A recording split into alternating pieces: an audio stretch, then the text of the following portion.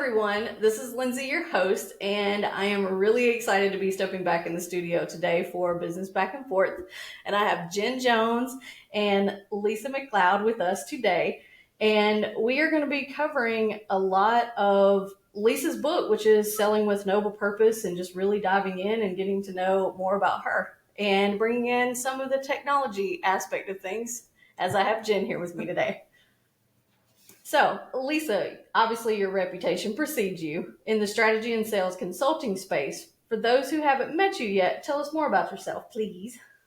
Well, the thing I'm probably best known for is, as you mentioned, the book Selling with Noble Purpose. And I work with big organizations to drive two parallel lanes. One lane is revenue, scaling, sales, and the other lane is emotional engagement. Because one of the things that happens, and you all would know this better than anyone with your experience in the tech space, is it's very easy for work to become this relentless drive to produce, this relentless drive for money, the check the boxes, to get all the deliverables done. We got to hit the quarterly earnings. We got to hit the next quarterly earning. And some of that is very real. It's just like running a family. They're going to want to eat dinner every damn night, and you got to deliver. But at the same time, what also is real is if it starts to feel like a grind and there's no purpose and meaning in it, your performance is going to suffer. You're going to disengage. And so a lot of my work is with big companies. I work with like LinkedIn and Hilton, and I also work as an executive coach backstage to a lot of CEOs and VPs of sales and chief revenue officers. And it's on how to combine those two lanes. Mm-hmm. That's amazing. Yeah, no, I just finished listening to your book. And one of the things that resonated with me is I know the grind, it's very real. Like everybody knows it. But for me, it's funny that I have to go deep and go back to my why. Why am I doing this and why is it important? And then if I feel like that's not hitting it today, I have to go a little deeper and ask it again until I find that one that's just going to like get me through and get me excited, because it's really hard to do. So I'm in product, and it's really hard to not be enthused and not feel engaged and just do. You're not going to do a good job. Right. So going and finding my why and why is this and whose problem am I solving? And even if it's just how can I make this one dev's job easier for the day, if that's what gets me going and pushes me through, that's it. Like I'll hang on to whatever I have to. Well, and what you've just cited, product is a good example, because one of the things we know, and we call it noble purpose, and your why is very personal. The noble purpose is, how does my job, the thing that I'm waking up and doing every day, make a difference to real live human beings? Yeah. And what we know is, yes, it gets you more excited. Yes, it gets you more motivated. We also know it drives innovation. Because if you're sitting there in a room and you've got a product team, we've worked with a lot of tech companies, you've got a product team thinking, how can we make a cooler, app? They might come up with something okay. But if they're saying, these are the 5 people out there in the world that are customer prototypes, and these are the problems they have, how are we going to solve them? Right. That's how you're going to have the breakthrough. And it's crazy, because I often use examples when I'm working with senior executives, and the two places I draw from are teachers and family. And the reason I draw from those two is it is so obvious in those two that when you have this sense of noble purpose, when you're emotionally engaged as a teacher or as a parent or as a sibling or wherever space you are in a family, we know, well, of course you want someone to care deeply. Of course you want them to find meaning in it. I don't want my kid in the classroom where the teachers are just checking the boxes. Yeah.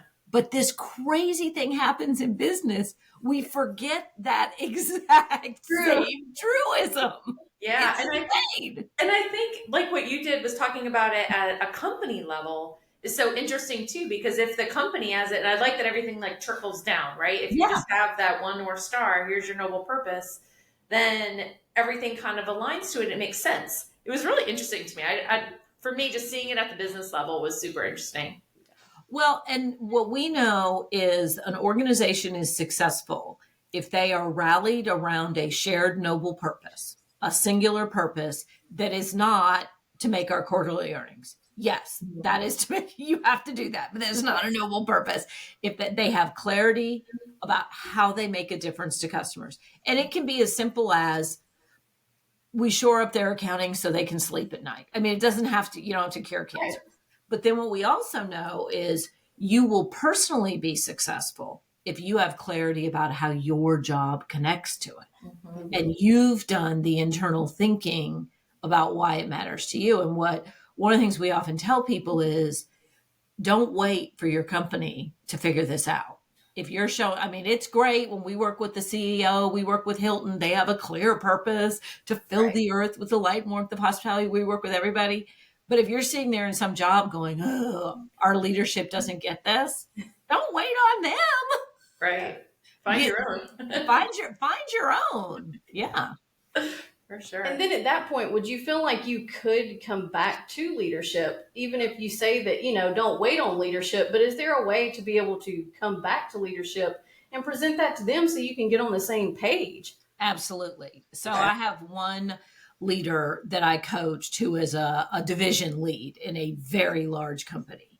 And we were talking about this. And one of the things that he did, and it was just like career solid gold, is he went back to, they were having one of their big senior meetings and they were going through the numbers, and it came to be his turn. And so I had worked with him on this and he said, I'm going to share with you our results.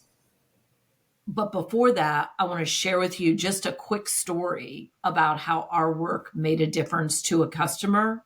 And it was fast. I mean, like a 7-sentence story. We did this, the customer had this impact, and it's really important because it was how our work made a difference. Right. Mm-hmm. They said, and so now as I go through our numbers, every single sale that I'm telling you about, every single implementation is another one like that. Mm-hmm. And this really helps me remind me why I'm here and that we do have a larger purpose here. Right. So he had his same 5 minutes that everybody else had. He framed it up like that. The CEO comes up to him afterwards and is like, oh my God, that was amazing. I'm going to have everybody else do that. Why did you do that? And so the thing I want people to take away from that story is what he did was illustrate it, not demand it from above.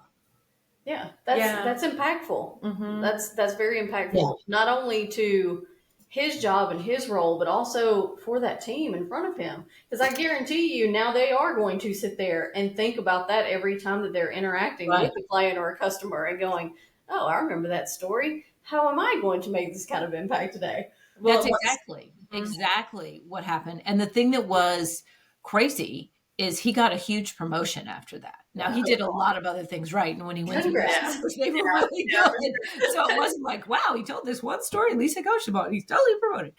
But what he showed in there, it's like, I didn't know I needed an iPhone until Steve Jobs stood on stage and showed me one. And within 5 minutes, I knew that I needed that.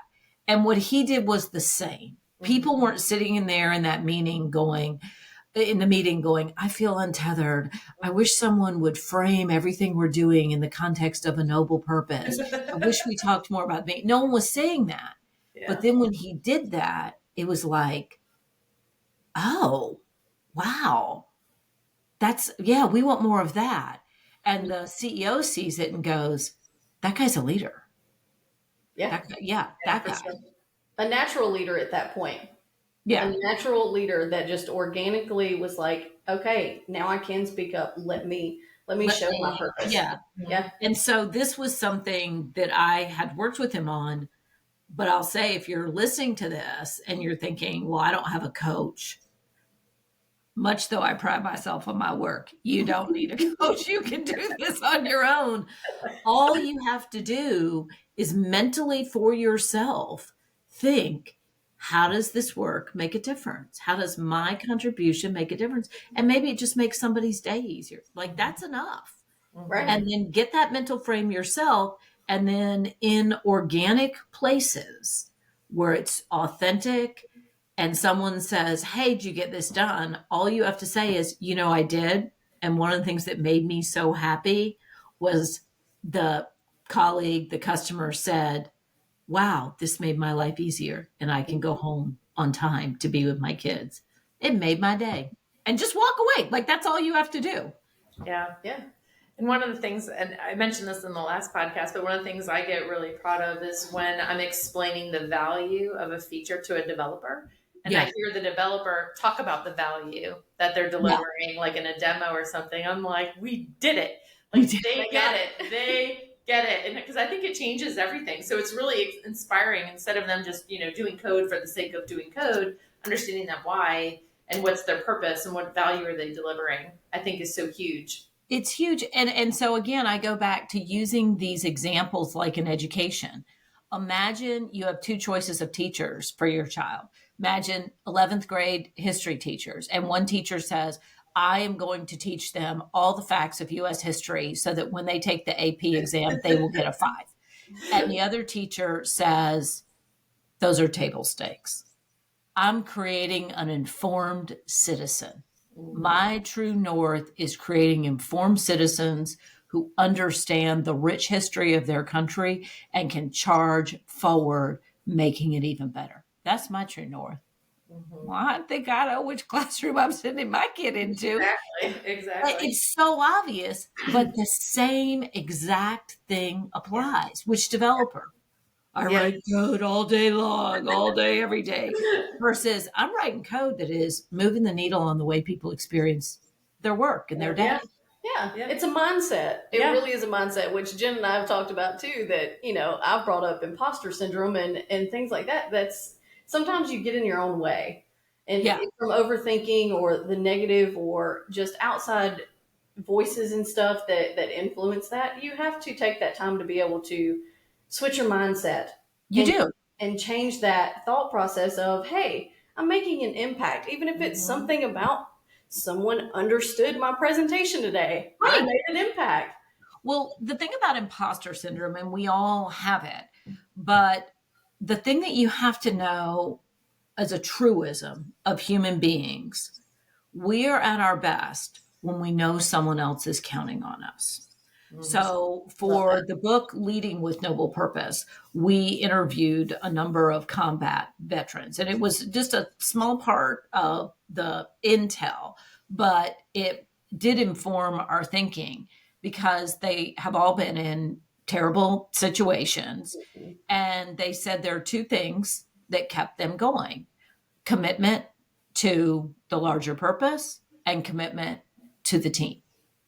And so when you think about imposter syndrome is based on a very performative sensibility. Mm-hmm. I have to be at this level. I have to hit these marks. And it's very much about me. But we've all experienced times in our lives when we had to do this big thing. And if it was just me, I'd go, forget it. I can't do it because I think I can. I got imposter syndrome. I'm lazy, whatever. But if I know other people are counting on me, I will step it up. Mm-hmm. And so one of the things that I always challenge people on imposter syndrome is that is all this self-talk that's about you. What if you shift that to how can I make a difference? I can have an impact here. Then maybe I'm only 60% prepared for this thing, but I'm going to do it anyway because it matters. And I think it goes back to that noble purpose, right? If you have your noble purpose and you focus on that and take it off of you, put it on the customer, put it on the customer and what you can give to them, it just shifts your energy. Mm-hmm. That's interesting. Yeah, it completely shifts it. I mean, how many people, I have children, how many people held that new baby in their arms and went, You're kidding. You're not sitting. I remember we have a video of us leaving the hospital, and I think I'm still drugged up. And I tell my husband, these are the most irresponsible people on the planet. They are letting us take her home. What is wrong with this? Okay, I thought it was just me. I am so glad to know that's a common feeling because I just was like, they're kidding, right? You're looking at these nurses, and you're like, what? That's like, hey, why don't you just pilot this bomber? You got it. And You're you're just like, you're what could insane. possibly go wrong? What? And we're leaving, and I'm just like, what? I mean, I was in a panic. Right. But again, there's a person. And so are you going to screw up parts of it? Yeah, but are you going to do your best? And that helps you. If you sat there and went, well, I don't think I'm really qualified for this, I'm not sure, and had all that self-doubt. One of the beautiful things about babies is they will scream their way through any thoughts you have. And it just, if we approached more things like that, we would be our best selves. I love that. I have a question. You had mentioned that the man that stood up and told his story, the impact story, I believe you called it.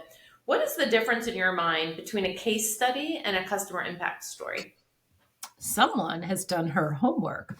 So one of the things in business, we tend to tell two kinds of stories. One kind of story is the case study, the use case, and those matter. It's like, we'll go back to the iPhone. This is how people are using the iPhone. These are the features. This is how it works. Like, that's helpful. If it's your, software, your whatever. The case study is how the thing was done. And those matter. The second kind of story we tell is a win story. And win stories are recognition stories, and they matter. Lindsey closed this thing. She's the bomb. Yeah, Lindsey. Those matter. An impact story is something different. It's a third kind of story, and it's the kind of story that we don't often tell. And the center of the story is not the product, and it's not the internal person who did it. The center of the story is the impact that it had on the other person. In my case, a lot of times it's about the customer. So instead of we have this cool app, it is our customer was struggling with this.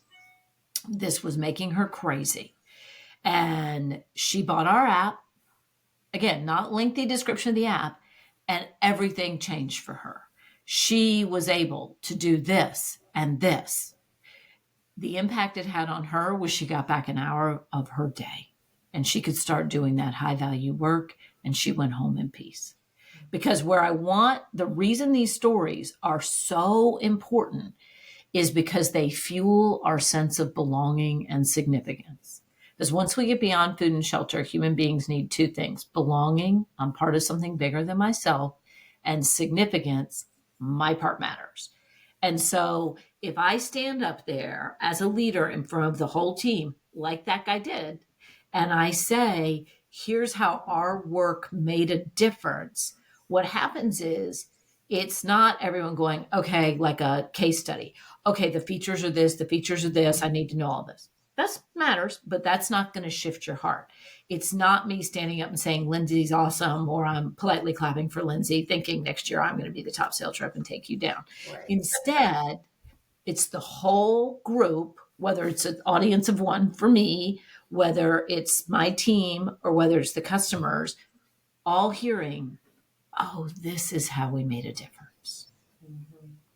This is why our work matters. So it creates that shared feeling, and it gives you that reset. What it does when you do it, and you can watch it happen with people, it ignites their frontal lobes. It calms their lizard brain, and it points them in the direction of customer impact in a meaningful way. And so that's why those stories are really important, because the stories you tell are where the belief system starts. You go to anybody's family reunion, listen to the stories the elders tell. You can tell what the values are in that family. That's true. I love that reference. And it's also being able to sometimes even regroup, I would say. Because sometimes I know organizations that I've been in, they've gotten away from that, and it felt very stale. Or that it was just we appreciate y'all this month for everything you do. And we would walk out of there and go, same thing. Same thing. Week. Well, it's not impactful anymore. And that message and what the core values of that company, it just wasn't coming across anymore. So then we just didn't feel like, we were a part of the team and had a bigger purpose. It was, we're here to get a paycheck. We're here to get the job done. And that's not the environment you want to be in. And that's not the environment a leader needs to to try to push either. It's awful. Well, and the important thing is it doesn't happen by design. It happens by default. There are some really horrible leaders out there. That's not what we're talking about here. We're talking about that middle area of well-intended people who are just trying to do a good job, who get mired in the every morning waking up. There was an ad years ago, time to make the donuts, time to make the donuts, and they get mired in that. And so they're not saying, I hope when I stand in front of the team that they feel like this is a grind and everything's benign and they take away that you're just a cog in a big money machine. Like nobody wakes up, But what you have to do is you have to take what's implicit in your business. And I say implicit, if customers are buying from you, your product is helping them and you have a noble purpose. I mean, unless you're, selling crack on a street corner, your work is helping people. But it's too often left to chance and it's implicit. When you make it explicit and say, you all know that we appreciate you, but I want to tell you a story about how this work makes a difference.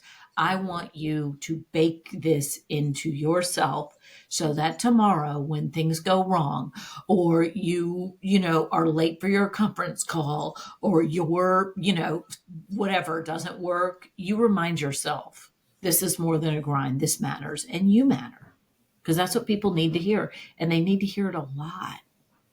Absolutely. Lisa, what are some of the tangible benefits you've seen from people who adopt the selling with noble purpose approach versus other methods of sales?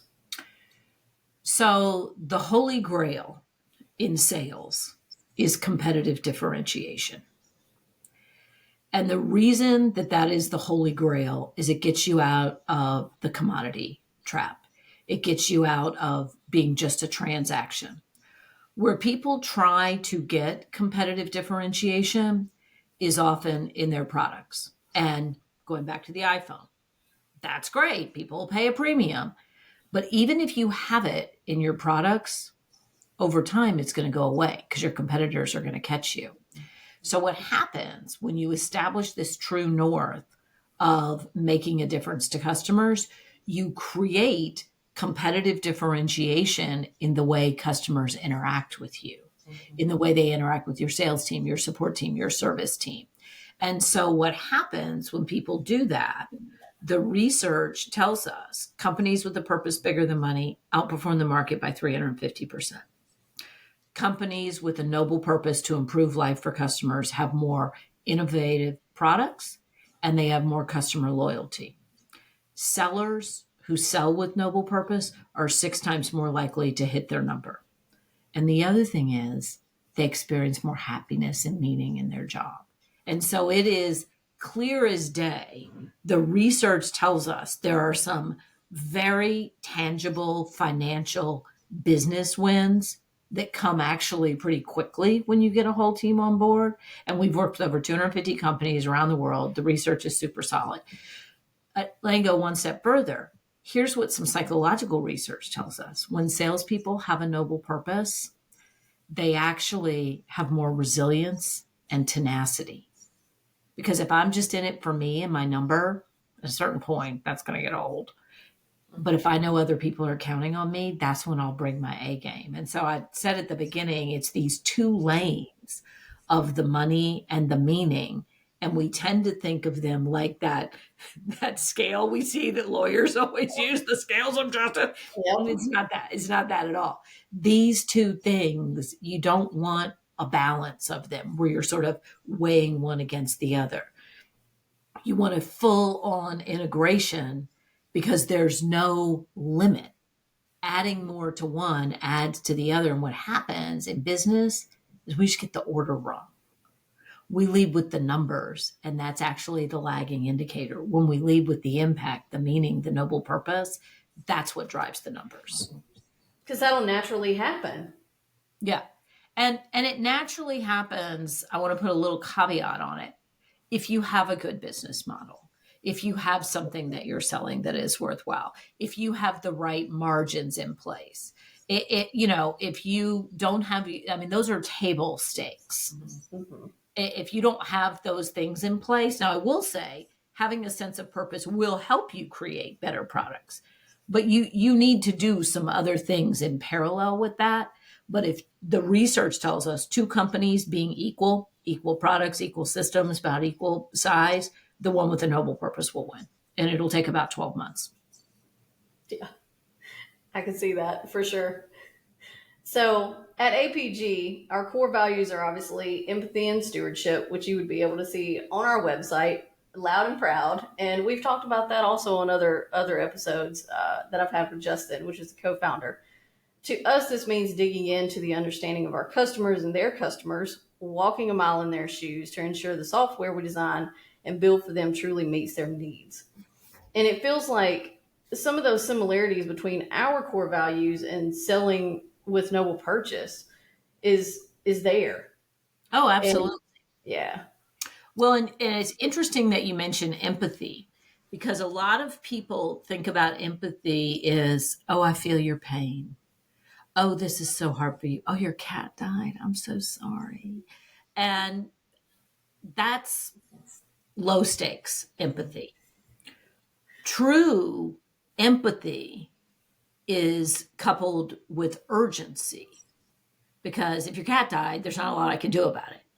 But if you are having a business problem, there might be something I can do about it. And so the more I lead with empathy, two things will happen, especially in a sales capacity, or, in technology. And I know you guys have a lot of people that you deal with in the financial space too. Like, so pick your lane here. But when I am the person developing, providing, selling, and you are the customer, when I lead with empathy, I get a deep understanding of what your biggest challenges are. And so two things happen when I do that. One, you see that I got it. So you have so much more trust in me, so much more confidence in me. But two, from a practical standpoint, my deep understanding of you becomes the basis for everything I suggest from that point forward. And we see people miss that all the time. They think that their goal, so let's use financial. It took me forever to find a financial advisor, because every person came in and said, let me tell you how smart I am. Let me tell you how smart I am. Let me tell you how smart I am. And when I would say things like, just full transparency, I said something like, I need a certain amount of money in cash in the bank that I can get out at a moment's notice to give me peace of mind. And I had so many people say, well, you got to understand why that's not the best place for your money. And the person I finally went with, she said, well, it sounds like that's what it takes for you to wake up and go do your job and be good at it. Of course we want to do that. Yep. That's amazing. Yeah. Because working in that financial industry, it is a lot of times of that, well, let me tell you how it really should be. How it really should all be. These years of experience and all of these people and families that I've helped, this is how, it fits in a box. But it's so much more than that. And sometimes you might have expertise. And this is one of the things. Selling with noble purpose does not always mean giving the customer what they want, because sometimes they don't know. Good point. They don't know what they want. But you have to start with a deep understanding. And I know how I want to feel every day when I go to work. Mm-hmm. And like these other financial advisors, I would say, we had a business bankruptcy 15 years ago. I lie awake at night with the panic of we can't make payroll. I worried I couldn't send my kids to college. I don't ever want to feel that way again. Right. And they were like, oh, you don't have to worry about it. And sometimes I would get it's complicated. To which I used to go, okay, I guess I can't explain. And what I have now learned to say is, I'm a very smart woman. If you can't explain it well to me, it's probably one of two things. Either you're not a very good explainer, or you're trying to cover something up you don't want me to know. So which is it? It's not on me at that point. And that's a lot of times where, I would sit there and think, well, they've been doing this for this many years, and I have them across from me, kneecap to kneecap. I want to trust you. I want to be able to That's why I'm turning to you in the first place, because this isn't my expertise. This isn't, if that was the case, I'd do it myself, you know? Well, and the thing that you have to understand, and this is the case when you sell technology, when you sell financial services, when you sell anything, the seller has the expertise, but it has to be applied against their understanding of the customer. And that's what they miss. Yeah. They lead with their expertise. And what so many sellers don't miss is that was table stakes. That's why you're here.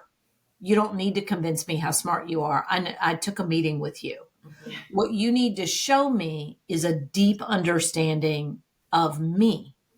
And so you can explain to me 6 ways to Sunday why keeping this big old amount of cash over in the bank across the street doesn't make any sense. But the one who got my business was the one that said, sounds like we need to figure out an amount in cash that will enable you to show up for work as your most powerful and best self. Because you're the vehicle that makes the money in this business. So you want to show up as powerful. And I was like, that's right. So now she says, let's figure out what that amount is and what we do with the rest and all of that. But everyone else was like pushing back against what, it wasn't just my belief, it was a truism for me. And so that's the thing in sales is don't lead with your expertise, lead with developing a deep understanding of who you're dealing with. And then when you put your expertise in the service of them, everything goes so much faster. Yeah, for sure. Yeah. And I think you're better suited to do the right thing or close to the right thing the first time. Everything's going to be better. If you understand, it goes back to their why. Why is that important to you? Right. That's what it is. If they had asked, why is that important for you to keep that much money in cash? If you had just said, it gives me a sense of peace, I can sleep at night.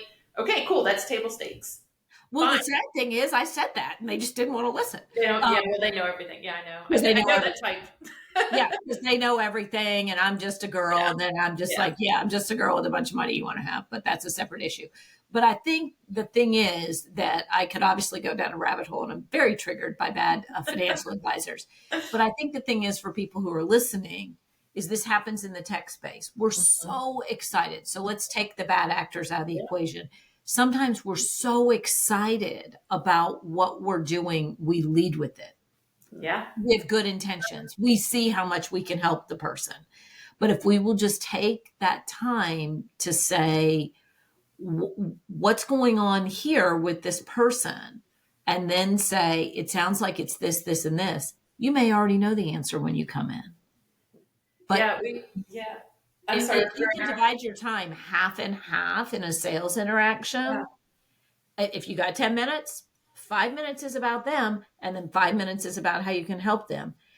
Your second 5 minutes will be more powerful than if you spent the whole 10 minutes talking about how you could help them.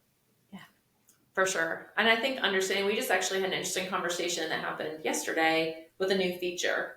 And we were questioning it. We're like, this doesn't even make sense. Like what you're asking, like seriously, none of this makes sense. So we poked around, asked some questions, backed up, just kind of like, let's just take a minute. And we thought about it and we're like, I think we can do it this, which is, we came up with essentially solves the same problem without a weird user interface, without making, users do something that's unnatural just for the sake of checking a box and doing it.